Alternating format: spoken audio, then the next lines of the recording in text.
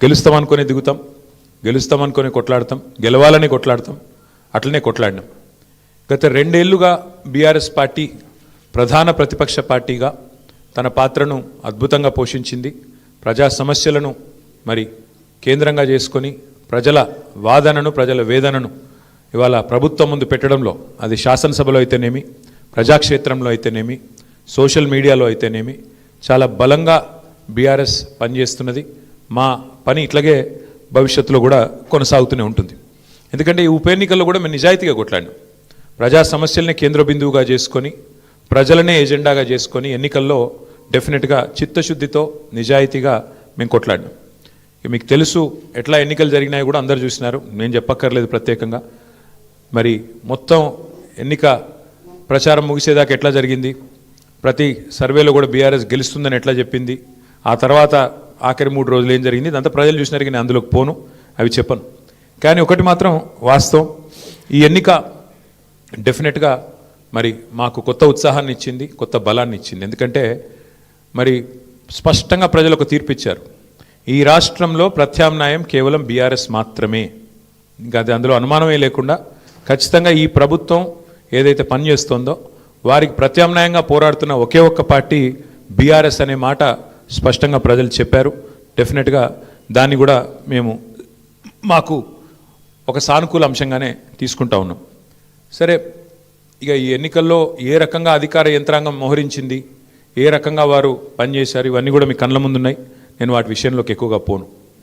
2014 నుంచి 2023 మధ్యన కూడా చాలా ఉప ఎన్నికలు మన రాష్ట్రంలో జరిగినాయి. దాదాపు 7 ఉప ఎన్నికలు జరిగినాయి. ఈ 7 ఉప ఎన్నికలు పాలేరు కానీ, నారాయణ ఖేడ్ కానీ, హుజూర్ నగర్ కానీ, దుబ్బాక కానీ, నాగార్జున సాగర్ కానీ, హుజూరాబాద్ కానీ, మునుగోడు కానీ, ఈ అన్ని ఉప ఎన్నికల్లో మీరు ఆ రోజు కనుక గమనించినట్టయితే అప్పటి ప్రతిపక్ష పార్టీ కాంగ్రెస్ పార్టీ, ప్రధాన ప్రతిపక్ష పార్టీ, ఒక్క ఉప ఎన్నికల్లో కూడా గెలవలేదు. 7 ఉప ఎన్నికల్లో మేము దాదాపు అన్ని గెలిచాం, దాదాపు 5 గెలిచాం, ఒక 2 ఓడిపోయాం అంతే తప్ప మరి ప్రతిపక్షంలో ఉన్న కాంగ్రెస్ పార్టీ ఆనాడు ఒక్క ఉప ఎన్నికల్లో గెలవకపోయినా చివరికి మళ్ళీ 2023 సార్వత్రిక ఎన్నికల్లో వారు విజయం సాధించారు, గవర్నమెంట్ కూడా ఫామ్ చేశారు. అట్లాగే మధ్యలో జిహెచ్ఎంసీ ఎన్నికలు వస్తే కూడా, గ్రేటర్ హైదరాబాద్ కార్పొరేషన్ ఎన్నికల్లో కూడా మరి ప్రతిపక్షంలో ఉన్న కాంగ్రెస్ పార్టీకి ఆనాడు కేవలం 1-2 కార్పొరేటర్ సీట్లు వచ్చిన విషయం కూడా ఒక్కసారి గమనంలోకి తీసుకోవాలని చెప్పి కూడా నేను కోరుతా ఉన్నా. అట్లాగే ఈ ఎన్నికల్లో ముఖ్యంగా ప్రజల తరపున వాదన బలంగా వినిపించగలిగాం. ఎన్నికల ఎజెండాను ఖచ్చితంగా నిర్దిష్టంగా బలంగా ప్రతిపక్షంగా మేమే సెట్ చేయగలిగాం. ప్రజా సమస్యలను ప్రధానంగా 6 గ్యారంటీల అమలులో ప్రభుత్వ వైఫల్యాన్ని బలంగా ప్రజల్లోకి తీసుకొని పోయాం. 6 గ్యారంటీల విషయంలో ప్రభుత్వం చేసిన మోసాన్ని తీసుకొని పోయాం. హామీల ఎగవేతను బాకీ కార్డుల రూపంలో ప్రధాన చర్చగా చేయగలిగాము. ఇది బీఆర్ఎస్ సాధించిన విజయంగా మేము భావిస్తూ ఉన్నాం. అట్లాగే మేము అనవసరపు అంశాల జోలికి పోలేదు. కులము, మతము వీటి పేరు మీద డైవర్షన్ రాజకీయాలు చేయలేదు. బూతులు అసలు మాట్లాడలేదు. ఆఖరికి ప్రభుత్వంలో ఉన్నవాళ్ళు ఫ్రస్ట్రేట్ అయిపోయి బూతులు మాట్లాడినా మేము మాత్రం బూతులు మాట్లాడలేదు. కేవలం ప్రజా సమస్యల గురించే మాట్లాడాం. చాలా హుందాగా ఈ ఎన్నికల్లో కొట్లాడినామని చెప్పి నేను అనుకుంటా ఉన్నా. అట్లాగే జనాలకు అవసరమైన పాయింట్లు, ప్రజలకు అవసరమైన పాయింట్లను మాత్రమే చర్చకు పెట్టాం. కాంగ్రెస్, బీజేపీ ఎన్ని రకాలుగా మమ్మల్ని కవ్వించే ప్రయత్నం చేసినా సంయమనం కూడా పాటించాం.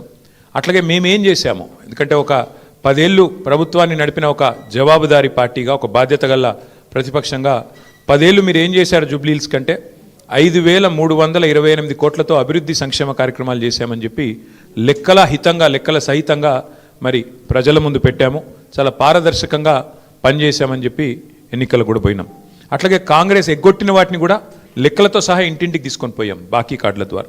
అట్లాగే ప్రజా సమస్యలు, బస్సు ఛార్జీల పెంపు మీద నిరసన చెప్పాము. బస్తీ దవాఖానాలు విజిట్ చేసి ప్రభుత్వ యంత్రాంగంలో చలనం తీసుకొచ్చాము. హైడ్రా విధ్వంసం మీద, ప్రభుత్వంలో ఉన్న పెద్దల ద్వంద్వ ప్రమాణాల మీద, డబుల్ స్టాండర్డ్స్ మీద కూడా ప్రభుత్వాన్ని ఎండగట్టగలిగాం.